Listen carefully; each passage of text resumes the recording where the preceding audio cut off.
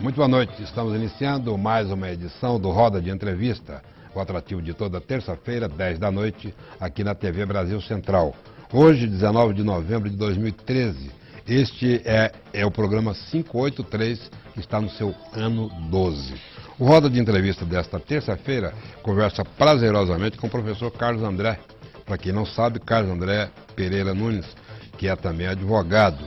Ele preside a Comissão de Ensino Jurídico da OAB Goiás e é vice-presidente, olha só, do Centro de Estudos Linguísticos de Língua Portuguesa do Senado Federal.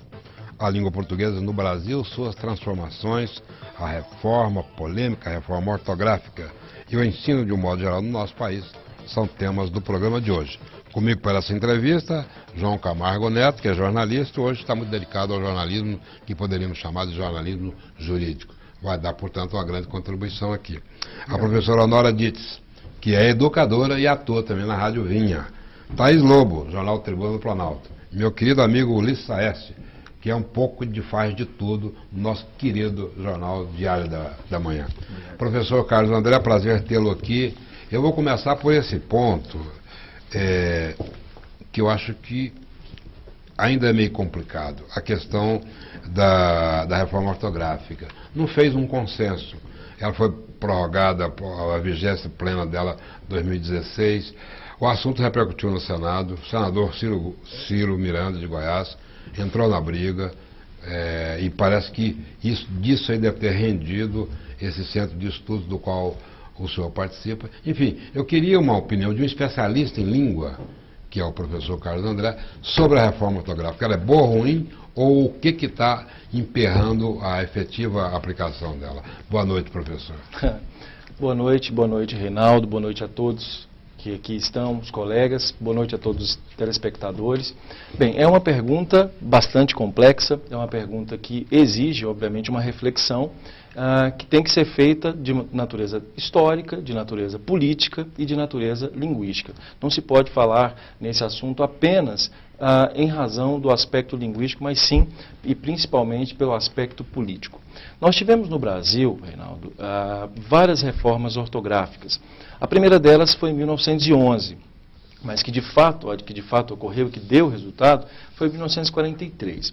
O que se percebia naquela época era um país, o Brasil, à época, que era frágil do ponto de vista político e então quase que submeteu às considerações feitas por Portugal, que em 1945, chateado com o Brasil em termos diplomáticos, resolveu fazer uma reforma em Portugal, e de 43 a do Brasil e de 45 a de Portugal, nós percebemos duas ortografias diferentes.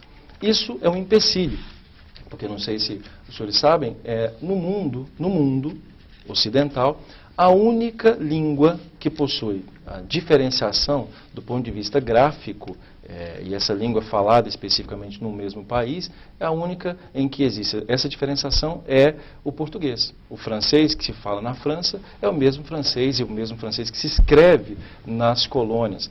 Então, o que se percebeu até hoje foi uma problemática do ponto de vista diplomático. Imagine só, nós temos lá, por exemplo, João Camargo, no Conselho de Segurança da ONU, algum texto, e esse texto não pode ser em português, porque imagine só, um português do Brasil ou português de Portugal. Claro. Passamos por isso, inclusive nos próprios computadores. Né? O senhor esteve recentemente em Portugal. Como que o senhor percebeu que Portugal acompanha essa mudança e também esse, de certa forma, retardo do Brasil, do Senado brasileiro em acompanhar?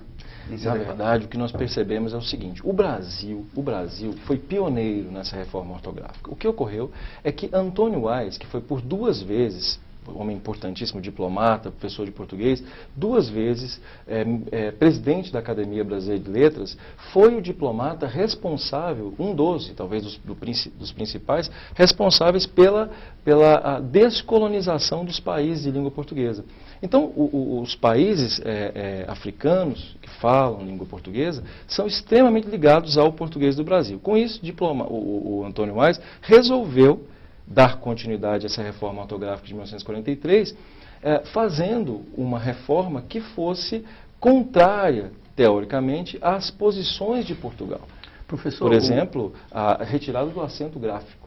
Então, eu não entendo que Portugal veja isso com bons olhos, porque naturalmente Portugal percebe que o Brasil hoje é um país que tem liderado, não só do ponto de vista econômico, mas do ponto de vista linguístico, a reforma ortográfica. Professor, o inglês da Inglaterra é o mesmo dos Estados Unidos? Do ponto de vista gráfico, sim, é basicamente o mesmo. Não é do ponto de vista fonético, porque as línguas, evidentemente, por questões até mesmo de formação do povo, do ponto de vista fonético, elas são diferentes. O inglês que se fala na Inglaterra é diferente do inglês que se fala nos Estados Unidos. Mas o inglês formal, culto, é bom lembrar que cada língua possui as variantes linguísticas, né?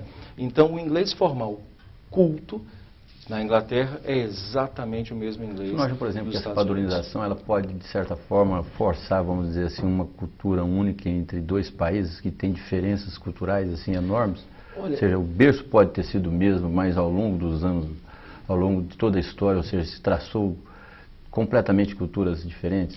Veja que eu já refleti bastante sobre isso e tenho lido a respeito sobre isso. Mas a respeito disso. Há um autor extraordinário que fala a respeito desse detalhe, que é o Zygmunt Bauman. E o Bauman fala, o polonês, ele fala a respeito da questão da fluidez, né, dos comportamentos humanos. E o que se percebe é o seguinte: a questão valorativa de uma língua, repito, de uma língua, ela passa muito mais pela fala do que pela escrita. A escrita é um aspecto ligado ao padrão. O padrão culto é um padrão que não está necessariamente ligado a um aspecto cultural, que pode, evidentemente, modificar, mas ele é muito mais ligado ao conceito de Estado. Então, os Estados, quando precisam, entre si, fazerem alguma consideração do ponto de vista internacional, e até mesmo entre os nacionais, é interessante que haja essa manutenção do aspecto formal do ponto de vista escrito. Agora, você tem toda a razão quando você se refere do ponto de vista da fala. O Brasil é um exemplo clássico disso. Alguém que pega um avião e sai do Paraná e vai até a Bahia, percebe que é uma língua diferente. Mas do ponto de vista da escrita, isso é importante, inclusive, para manter a unidade, que não é da nação, mas é do Estado. São conceitos O diferentes. Estado, enquanto, por exemplo, ele utiliza da língua também como, às vezes, elemento dominador também, não é? Bem, ou não? Na Até verdade, internamente. eu acho que a palavra dominador talvez seja uma palavra um pouco forte. O Estado precisa ter regulamentações. Nós vivemos um Estado democrático, um Estado de direito, e o Estado de direito precisa, por óbvio, ter algumas regulamentações. O Estado não pode, sob qualquer hipótese, interferir na cultura das pessoas, porque o conceito já é outro. O conceito já não é um conceito de Estado, mas é um conceito histórico, é um conceito político, é um conceito cultural. Quando o Estado faz isso, ao meu ver, ele não entra especificamente do ponto de vista cultural, mas ele entra, sim, do ponto de vista da função do Estado, que é manter uma unidade e um país. Imagine se fosse diferente, a quantidade de problemas que haveria. Na Itália, por exemplo, há locais da Itália em que as pessoas não conseguem se comunicar. Por exemplo, alguém que está em Roma vai se comunicar com alguém que está no interior, por exemplo, em Firenze, não consegue, então eles têm que se comunicar em italiano. Eu fico pensando, se eles não falassem a mesma língua, será que existiria hoje a Itália? Embora, repito, em alguns países, como por exemplo na Bélgica, na Suíça, haja diferentes línguas. No Canadá, mas os dialetos eles podem gerar uma problemática do ponto de vista estatal. Isso inclusive é Maquiavel. Professor, aqui no Brasil, essa reforma ortográfica está mudando 2.000 palavras. E em Portugal, cerca de 10.000 termos. Exato. Como que tem sido a aceitação em Portugal? Isso Porque comprova. esses números mostram que as mudanças maiores estão acontecendo para Portugal. Vem exatamente para o Brasil. Como eu disse, quando o João Camargo colocou muito bem. A reforma ortográfica é uma reforma que vem com interesse brasileiro. Essa reforma ela tem um objetivo, e no plano nacional e internacional isso é notório, o Brasil está se firmando. O Brasil é um dos países mais ricos do mundo hoje. Você, por exemplo, quando vai à Venezuela, hoje existem venezuelanos, eu tenho colegas que trabalharam comigo no nosso instituto, que hoje trabalham na Venezuela e ensinam português para venezuelanos. Na Argentina ocorre da mesma sorte. Saiu ontem uma pesquisa que o português será entre as 5 línguas mais faladas no mundo. A que conclusão nós chegamos? Está ligado ao aspecto linguístico ao aspecto econômico. O Brasil cresceu e mostrou a Portugal, claro, com respeito, evidentemente, ao país que teoricamente, né, uma das culturas que deram origem a nós, com respeito, mas dizendo, nós temos uma ortografia que é brasileira e nós queremos conversar a respeito dessa ortografia, que nós queremos que seja a ortografia dos países lusófonos. Os africanos entendem que o Brasil está correto. Os portugueses não entendem, mas certamente serão sucumbidos.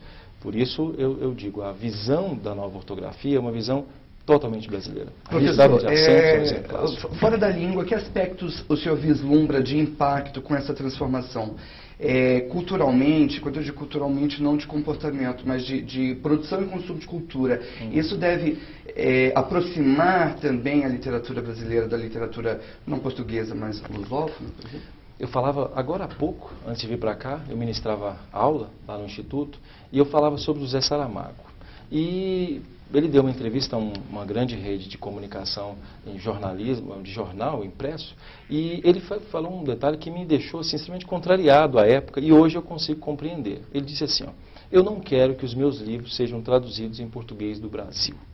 Olha que frase extremamente forte. Mas ele não obedecia a formalidade nem do português de Portugal. Sim, né? mas por que ele disse isso? Ele disse isso exatamente porque a língua, uma vírgula, um ponto, trema, um acento, pode indicar determinado efeito de sentido do próprio livro. O que significa dizer que os autores, independentemente da reforma ortográfica, continuarão com as mesmas visões. Agora, para o povo, sim. Quando se percebe e se faz uma pesquisa, se verifica que um povo, por exemplo, que é o caso do povo brasileiro, costuma, e é uma tendência, eu até costumo discordar disso, não me convenci disso ainda, mas é o que diz a Academia Brasileira de Letras, que o povo brasileiro não gosta de trema, não usa trema. Nós temos percebido. Repito, eu tenho algumas ressalvas quanto a isso. Mas quando se muda essa ortografia, o que se percebe? Uma aproximação de um povo. Por outro lado, existe um outro povo que entende que o trema é extremamente importante, como eu entendo que seja, inclusive. Ele é importante por quê? Eu acho ridículo aqueles dois pontinhos em cima. Vamos imaginar. Qual que é o significado do trema mesmo? Vamos dizer assim, no sentido prático. Prático, né? Nós temos alguns valores em relação à questão da língua. É importante alguém pronunciar uma palavra de acordo com o padrão culto? Bem, é bom lembrar que o padrão culto não é um padrão que seja correto. É importante observar isso. Aliás, é muito importante falar isso. Falar em correção é uma coisa. Falar em aquilo que o Estado entende como sendo o tradicional é outra, totalmente diferente. Então, muitas pessoas de gramática levam a peste de dizer que estão ensinando a falar corretamente. Eu não ensino isso.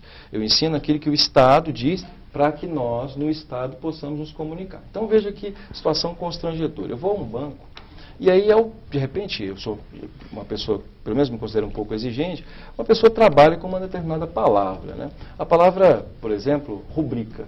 Ele trabalha com aquela palavra, ele usa aquilo todos os dias.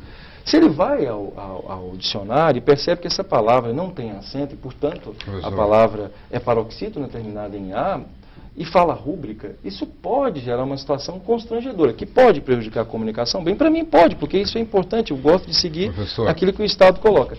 O trema é importante por causa da pronúncia. Quando falamos, por exemplo, sobre a palavra distinguir, sem trema, e as pessoas usam muito distinguir, no Brasil, por exemplo, os colegas advogados usam bastante, distinguir, sem trema, indica que esse U não é pronunciado. O que ocorre? Com o trema, o que indicava é que esse U é uma semivogal e, portanto, é pronunciado. Muita gente fala distinguir. Professor, Pois sim. Está ótima a explicação, só que eu estou com o tempo aqui em cima. Se o senhor quiser dar continuidade ao próximo bloco, sem problema nenhum. E o próximo bloco eu vou abrir com a Thaís, que tem uma questão mais ou menos dentro disso aí. A gente volta já com roda de entrevista, que está conversando hoje com o professor Carlos André.